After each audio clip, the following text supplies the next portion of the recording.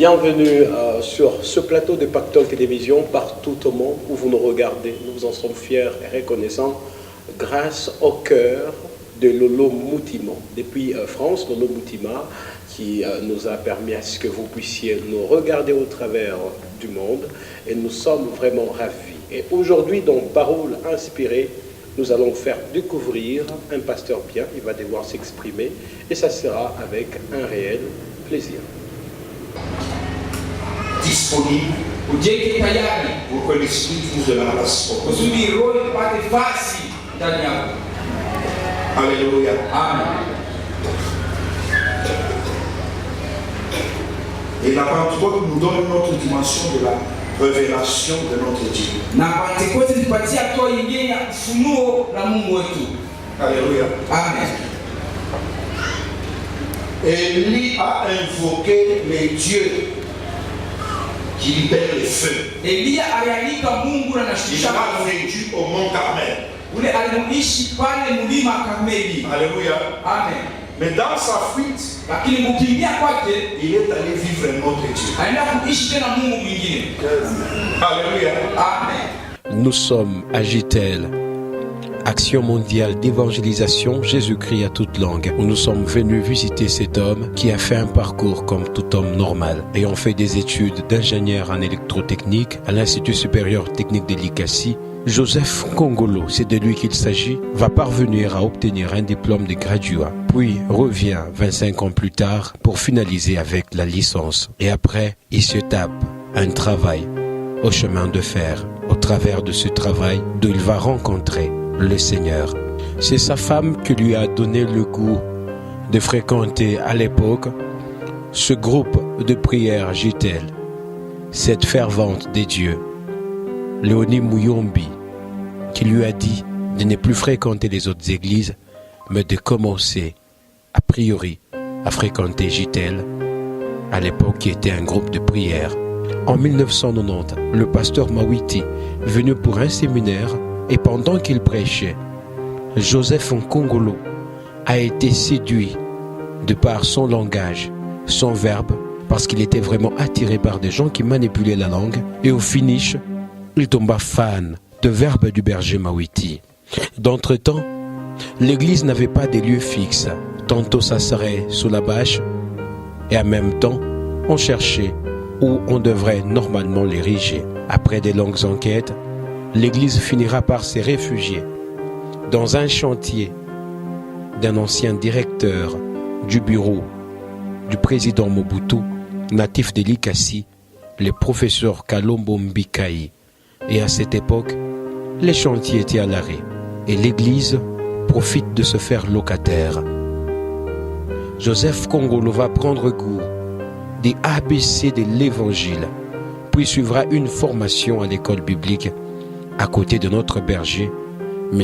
Emmanuel Senga, qui lui aussi a eu à imbiber ses oreilles au travers de ce qu'il donnait comme enseignement. Après cette formation, Joseph Kongolo va être établi pour la toute première fois pasteur de JTL de l'Ikasi, en plein centre-ville, en 1992, jusqu'à nos jours, comme sommation, 26 ans de ministère, marié à Léonie Mouyombe et père de 5 enfants, le pasteur Joseph Nkongolo se croit satisfait de la charge qu'il a reçue et permet d'orienter les peuples des dieux afin qu'ils parviennent à recevoir le véritable salut. Alors aujourd'hui, comme c'était prévu, hier c'était la Pentecôte. Alors on essaiera un peu de parler de la Pentecôte. Alors vous avez été l'orateur d'hier, voilà, j'ai failli dire l'orateur du jour. Alors essayez un peu de nous définir étymologiquement et par rapport aussi au contexte biblique. C'est quoi la Pentecôte? Bon, disons que si vous m'aviez suivi,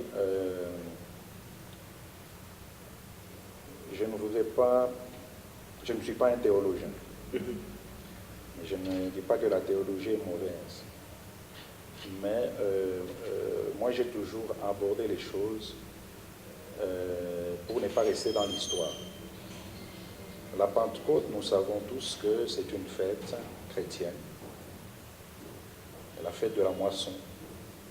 Mais c'est aussi, ça nous rappelle l'accomplissement des promesses que Christ a faites à l'Église d'envoyer l'Esprit de Dieu. Mais nous devons contextualiser cette Pentecôte. Comment? Je vois, je peux faire un parallèle avec la fête de Pâques. La fête de Pâques, elle a été initiée à la sortie d'Israël de la servitude en Égypte. C'est là où on avait immolé l'agneau pascal et par la suite, la recommandation a été faite de célébrer cette fête. Et le jour où Christ a fait cela, c'était le jour de commémoration. Mais cette commémoration a eu un impact plus grand et particulier que le rappel de cette sortie d'Égypte. Parce que c'est ce jour-là où il a imagé la scène, et cette scène qu'il avait faite, ce n'était plus seulement le rappel de ce qui s'est fait en Égypte, mais c'était plus la réalité que lui a vécue, parce qu'il devrait mourir pour que l'humanité soit sauvée. Je crois que de la même manière, la Pentecôte, c'est une réalité que tout homme et que l'Église de ce temps doit contextualiser. Parce que, bon, aujourd'hui, qu'est-ce que nous gardons du pentecôtisme? La Pentecôte, ce n'est pas seulement l'histoire, c'est une réalité. Toi, tu as besoin de la Pentecôte, vivre cette Pentecôte. Moi, j'ai besoin de vivre cette Pentecôte. Et tout homme a besoin de vivre cette Pentecôte. Parce que c'est une promesse qui a été faite. Non seulement aux contemporains de Christ, mais à tous ceux qui manifesteront de la foi en Jésus-Christ. Et c'est comme ça que je considère que la Pentecôte, je peux dire, c'est un cadeau que Dieu donne à tout homme pour avoir la capacité de pouvoir le témoigner. Parce que sans la Pentecôte, il n'y a pas de témoignage. Je prends toujours le même mot que vous avez utilisé, le cadeau que Dieu donne à tout le monde. Ah oui. Est-ce que ce cadeau doit être seulement déballé au jour où le Seigneur a fait descendre le Saint-Esprit, comme on le constate, ou bien c'est un vécu quotidien? Il faut toujours attendre seulement que vers la fin. C'est pourquoi je dis que on ne doit pas rester dans le rappel de l'histoire. On doit vivre son temps. C'est-à-dire, pour nous, cette commémoration, ou toutes les commémorations, et je crois que c'est aussi mon entendement, chaque fois que le Seigneur demande à ce qu'on se rappelle, c'est-à-dire que c'est une opportunité, parce que, bon, vous savez, l'homme a une mémoire faible, il peut oublier.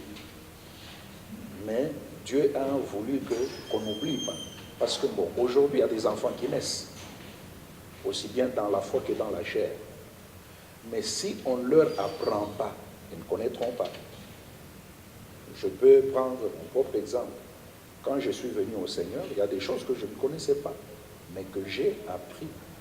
Maintenant, lorsque, par exemple, je me dis, le premier jour où je fêtais ma fête de Pentecôte, c'était dans quel contexte? Il y a des gens aujourd'hui, même quand on dit c'est la fête de Pentecôte, ils ne comprennent rien.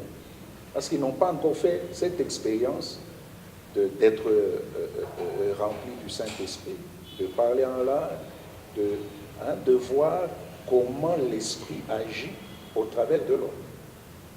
Donc il faut passer par cette expérience pour pouvoir comprendre. C'est ce qui fait que la commémoration là, elle est quand même importante, parce que c'est une opportunité de communiquer, d'informer qu'il y a une réalité qui ne doit pas vous échapper. Et vous devez vous en approprier. Parce qu'aujourd'hui, le Saint-Esprit n'est pas venu hier. Il est déjà là le jour de la première Pentecôte que nous lisons dans les Actes. C'est ce jour-là où il y a eu cette effusion du Saint-Esprit. Mais il y en a qui ne connaissent pas. C'est un peu comme, qui dirait, tous ceux qui n'ont jamais été en contact avec la parole de Dieu ne connaissent pas. Il y en a même d'autres qui ont cette parole de Dieu, mais qui renient cette réalité-là, qui croient qu'on ne peut pas vivre les choses que les contemporains de Christ ont vécues. C'est pourquoi... Mais s'ils parviennent à renier, parce que je sais, je comprends les gens dont vous êtes en train de parler, et ces gens sont, je ne sais pas moi comment je peux m'exprimer. Alors si on continue un peu à s'exprimer de cette façon-là, parce que eux se limitent seulement au niveau de la prêche, au niveau de la communication de la parole de Dieu, mais les effets de la Pentecôte, en l'occurrence cette langue des feux, donc s'exprimer en langue, tout ça, ils n'en tiennent pas compte. Alors, c'est quoi un peu le problème, hein? On essaie un peu d'essayer de l'annexer par rapport au vécu de tout le jour. C'est par rapport au mauvais enseignement, ou bien c'est par rapport seulement au fait que non, ils ne sont pas vraiment trop accrochés à la prière? Bon, il y a deux choses. Lorsque vous recevez la parole de Dieu et que vous exécutez ce que cette parole vous recommande, je crois que vous allez vivre les effets. Parce que quand Dieu a créé, il prononçait. C'est la parole qui crée. Donc quand tu reçois la parole, c'est cette parole qui est esprit et vie. Maintenant, le problème, c'est comment cette parole est dispensée. La Bible nous dit, la lettre tue, l'esprit vivifie. Bon, si on ne prend que la lettre ne va pas communiquer l'esprit. Mais si l'esprit qui est vie, vous savez, je peux vous donner ma première expérience de l'action de l'esprit. Je l'ai vécu, c'est en sérieux. Les premiers moments où je suis venu en sérieux, c'était un foyer de prière. Donc les gens étaient capables de venir ici, commencer la prière à 8 heures du matin, pour terminer à 18 heures. C'est ici où j'ai fait l'expérience où on a fait des veillées successives pendant 7 jours. Et c'est de là que découle l'acquisition de ce bâtiment, parce qu'aujourd'hui, nous ne sommes pas locataires, nous sommes propriétaires de ces lieux. C'est pendant ces moments de prière qu'on a prophétisé. Parce que quand les gens disent la prophétie, ce n'est pas seulement citer quelqu'un qui a la sorcellerie et tel. Mais il y a des prophéties où quelqu'un s'élève sous l'action de l'esprit et il parle. Le Seigneur déclare, je vous donne cette maison. Tout le monde a écouté. Nous étions calmes. Qui pouvait dire non, qui pouvait dire oui, nous étions calmes. Mais moi, j'avais entendu, pas seulement moi, mais tous les autres avec qui nous étions là. Mais c'est 14 ans après que ce qui a été déclaré en ces lieux s'est réalisé. Et là, c'est l'action de l'esprit. Au-delà de ça, il y a beaucoup d'autres choses qu'on a vécues qui montrent que, bon, l'esprit, ce n'est pas une histoire que les gens racontent, mais c'est une réalité. Voilà pourquoi je dis, lorsque on obéit à la parole de Dieu, et lorsque on pratique la parole de Dieu, parce que cette parole est esprit et vie, eh bien, on va voir les fruits de donc on peut facilement vivre cette réalité. La manifestation de ces miracles et tout le reste, on les vit. Et c'est ça la Pentecôte. Donc on peut facilement vivre. Alors, que dire de l'enseignement tout le temps sans la prière et on enseigne, il n'y a pas cette manifestation? Bon, je ne sais pas ce que vous voulez exprimer par là, mais je peux peut-être dire... Comme on peut y aller par exemple. Oui. Nous connaissons dans les autres églises, comme vous avez dit, votre fondement, vous aviez commencé de 8h à 18h. À cette époque, c'était un foyer de prière, 8h à 18h. Et les gens étaient vraiment accrochés à la prière. Et il y avait des prophéties qui s'actualisaient. Et c'était vraiment mieux. Mais par rapport à ce qu'on vit aujourd'hui, vous allez vous rendre compte que dans les autres églises, on est là seulement, on enseigne, on ne parvient pas à prier beaucoup. Après avoir enseigné, on se dit, même s'il n'y a pas manifestation de l'Esprit Saint, ce qui est important, c'est de recevoir la parole. On se limite là, on essaie un peu d'être un peu moderne, si je peux m'exprimer. Moderniser aussi l'Esprit Saint en quelque sorte. Je crois que c'est une erreur. Dieu, il est le même, hier, aujourd'hui et éternellement. Donc vous voulez les moderniser comment? Parce qu'en lui, il n'y a aucun nombre de variations. Ce qu'il a fait hier, il peut le faire aujourd'hui, il le fera demain. Qu'est-ce qui doit nous aider, nous? C'est nous qui devons nous mettre à l'heure. J'ai donné l'exemple de l'enfant qui naît aujourd'hui. Il doit tout apprendre. Mais son apprentissage sera facilité par ceux qui ont appris avant. Mais lorsque maintenant on rejette certaines valeurs, parce qu'il y a des gens, vous savez, ce qui dérange beaucoup, et surtout peut-être dans notre pays ici, c'est que beaucoup de gens veulent être leaders. Et en sorte que chacun veut innover, même là où il n'y a pas à innover.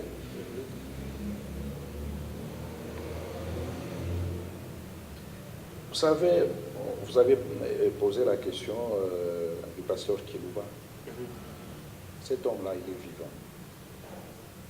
Mais cet homme-là, il a engendré beaucoup, au point qu'il y a même certains qui sont ses fils, mais qui le réunissent. Oui. Pourquoi? J'ai vécu cela. Ah, bon, heureusement, vous dites que vous avez vécu cela. Pourquoi? Parce qu'ils veulent aussi peut-être paraître. Non, vous ne pouvez pas paraître à la place de votre père. Vous ne pouvez pas paraître à la place de votre père. C'est parce que lui, il vous a engendré que vous êtes là, donc il demeure. Mais ce que vous devez faire, c'est de marcher dans votre vocation. Il ne fait ombrage à personne. Et aujourd'hui, c'est malheureux. Il y a des gens qu'il a engendrés dans la foi qui le réunissent. Pourquoi? Parce qu'ils veulent pas. Même devant Dieu. Je ne sais pas si un jour, ils auront raison. Ça, je mets juste entre parenthèses. C'est ce qui fait qu'à un moment donné, on veut créer des choses qui n'existent pas. Mais quand moi je considère les choses que j'ai apprises au pied de cet homme que je respecte beaucoup, je crois que je n'ai rien à envier. Je n'ai pas besoin d'aller ça et là pour qu'on me reconnaisse. Mais plutôt, je dois faire ce que j'ai appris à faire à ses côtés. Et là où je ne connais pas, je retourne parce que j'ai la grâce de l'avoir encore vivant. Et c'est pourquoi personnellement, quand j'ai l'occasion de l'écouter, je n'y vais pas les mains vides, j'y vais avec un carnet. Parce que je sais que je vais à l'école et je vais apprendre pour que moi aussi je sois capable de transmettre ce que j'ai appris auprès de lui. Toujours sur la Pentecôte, pasteur Joseph Kongolo, comment vous parvenez un peu à gérer ce phénomène, je peux l'appeler comme ça, conflit de génération? Vous qui avez été consacré, ça date de très longtemps, il y a belle lurette, et par rapport aussi aux jeunes qui viennent aujourd'hui, qui s'amène avec des prophéties, qui s'amène avec des paroles vraiment, je peux dire, convaincantes par rapport aux vôtres. Ils se disent que non, nous venons un peu clarifier les choses. Les vieux nous ont endormis seulement dans la parole. Alors nous, quand nous arrivons, c'est la guérison tic au tac, ça fait partie des œuvres de la Pentecôte. Nous, quand nous arrivons, c'est prophétiser sur la personne. Les perclus parviennent à recouvrir leur état normal, les boiteux marchent, et j'en passe. Bon, moi, je ne m'inscris pas dans cette polémique-là. Mais au contraire, j'aime aider les jeunes. Parce que les jeunes, ils font face à des défis. Les jeunes sont pressés. Ils ne sont pas patients. Il y a des jeunes qui se lancent dans le ministère, ils ne sont pas prêts. Vous savez, la Pentecôte, c'est l'école de la patience. Pour que la Pentecôte vienne, le disciple était dans la chambre haute. Et Jésus leur a dit, restez à Jérusalem, jusqu'à ce que. Donc il y a un temps qui doit s'écouler. Les gens qui sont pressés, ils commettent l'erreur de Roboam. Roboam, c'est le fils de Salomon. Dieu a pris la décision de diviser le royaume d'Israël, un royaume de Juda et d'Israël. Roboam, quand il devrait remplacer son père, il est allé chercher conseil auprès des jeunes pour dire comment est-ce que je vais m'y prendre. Les jeunes lui ont dit, bon, il ne faut pas considérer ce que les vieux disent. Et quand il est rentré, il a dit, bon, je serai plus sévère que mon père. Il a suivi le conseil des jeunes. Et c'est la raison, hein, il a donc permis que la division que Dieu avait prédite puisse se faire. Parce que les autres qui étaient venus, qui voulaient se placer à ses côtés, ont trouvé que bon, ce type ne nous comprend pas, et ils sont partis. Mais si vous évoquez cette histoire, vous allez vous rendre compte que le roi Salomon avait sa façon de gérer les choses par rapport même à son père. Lui, pour se réconcilier, il parvenait à aller dans un royaume et prendre une princesse, faire d'elle une reine, pourvu qu'il parvienne à s'aimer la paix. Peut-être c'est ce que Roboam a constaté, c'est pourquoi il est parti auprès de ces jeunes-là pour dire que non, on ne pourra pas continuer de cette façon-là. Non, non. Si nous lisons cette écriture, nous verrons que ce n'est pas comme ça. Salomon était sage. Ouais. Et nous avons, jusqu'à aujourd'hui, conservé dans les écrits beaucoup de sa sagesse. C'est le Seigneur qui l'a permis ainsi. Mais là, on a voulu montrer seulement, et c'est bien expliqué, que lui, il n'a pas voulu écouter les vieux, il a pris le conseil des jeunes. Et les jeunes n'avaient pas fait une bonne lecture. Et c'est ce qui arrive aujourd'hui. Il y a des jeunes, ils s'autoproclament tels. Moi, je connais. Il fait un ministère, mais il n'y a aucune personne qui peut dire non. Dieu m'avait parlé de ce jeune homme, j'ai prié pour lui et il a commencé son ministère. Il y a des gens, bon, il est dans l'église comme ça, il part, demain il vous revient prophète. Ce mouvement-là, comment vous parvenez un peu c'est un désordre. À le conserver? C'est un désordre. C'est un désordre. Parce que, vous savez, dans toutes les générations, il y aura toujours des vocations qui vont naître. Mais il faut que ce soit organisé. Vous savez, un enfant de la rue restera un enfant de la rue. Jusqu'à ce qu'il va s'insérer dans le rang pour corriger certaines choses. Aujourd'hui, il y a des gens qui ne savent même pas respecter leurs parents. Vous savez, je peux avoir un papa illettré, mais ça reste mon père.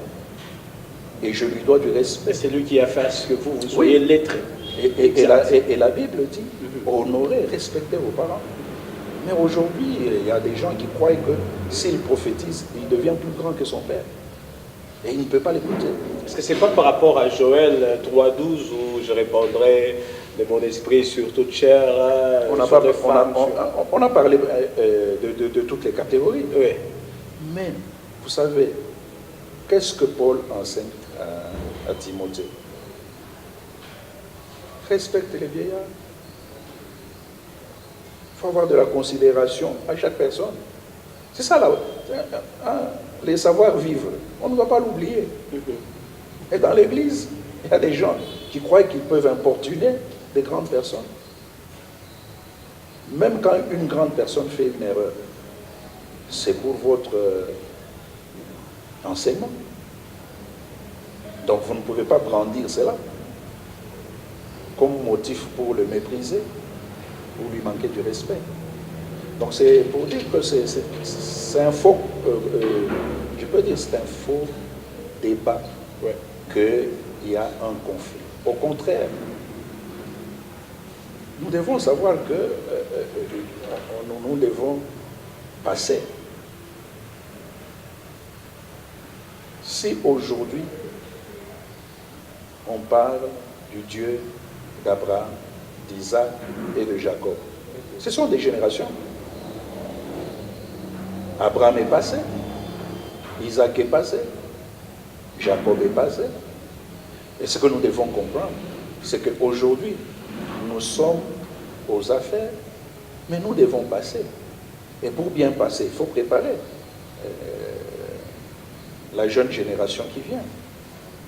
Est-ce que vous la préparez normalement, ou bien vous ne voulez pas leur accorder cet espace de pouvoir les entendre, les accepter? Non, le grand problème qui est là, c'est quoi? C'est-à-dire, on ne sert pas le Seigneur par défi. David n'a pas cherché à être le roi. L'onction est allée le chercher en brousse où il était, loin de ses frères. Mais aujourd'hui, il y a des gens qui réclament même que bon, pourquoi moi on ne me donne pas la chair? J'ai fait autant d'années, je m'exprime bien, j'ai la connaissance de la parole de Dieu. Ce n'est pas en faisant autant d'années qu'on a quelque chose à communiquer. Je peux combler le vide qu'un modérateur peut-être s'est absenté, je comble ce vide-là. Tout comme vous pouvez tomber malade, on doit être patient. Vous savez, le premier jour où moi j'ai prêché, je ne voulais pas. Je me disais, qu'est-ce que je vais dire? Le berger Senda dont j'ai parlé ici m'a dit, non frère Joseph, je te connais, tu vas bien parler. Je dis, mais je n'ai jamais prêché. Donc il m'a fortifié, il m'a encouragé. Et c'est pourquoi je lui en suis reconnaissant. C'est lui qui m'a montré un chemin. Vous savez, prêcher, ce n'est pas seulement passer devant, parloter. Ou impressionner. Annoncer, moi j'utilise ça, une parole sans vie, encore sans vie. Oui, mais il faut avoir quelque chose. De rhétorique. Oui, il faut avoir quelque chose. Sans mépriser les jeunes, moi je travaille dans mon conseil. La plupart de ceux qui sont dans mon conseil sont mes enfants. Mes enfants. Quand je dis mes enfants, c'est vraiment mes enfants. Parce que je les ai vus grandir dans l'église. Des jeunes qui terminent l'école primaire, qui terminent les humanités, ils terminent l'université, et je les respecte. Une grâce, c'est respect. Moi, je ne peux pas dire que bon, il y a des jeunes à qui je peux céder la chair parce que je sais qu'il a quelque chose à donner. Et je peux lui faire confiance, lui donner suffisamment de temps pour qu'il communique. Voilà. Est-ce que vous pouvez appuyer avec un test biblique, JTL? Oui, JTL. Si nous prenons Philippiens au chapitre 2,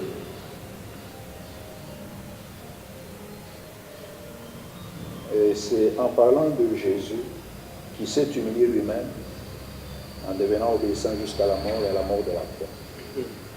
Alors la Bible nous dit au verset 9, c'est pourquoi aussi Dieu l'a souverainement élevé et lui a donné le nom qui est au-dessus de tout nom, afin qu'au nom de Jésus, tout genou fléchisse dans les cieux, sur la terre et sous la terre, et que toute langue confesse que Jésus-Christ est Seigneur à la gloire de Dieu le Père. Alors, notre papa, le pasteur Kiluba Wakiluba, Théophile, qui a reçu la vision JTL, c'est lui qui a baptisé ainsi JTL, qui est l'abréviation de Jésus-Christ à toute langue. Donc il a eu le mandat de proclamer l'évangile à toutes les nations, pour que toute langue, où qu'elle puisse être, puisse confesser que Christ est Seigneur, à la gloire de Dieu le Père. Très ravi, pasteur Joseph.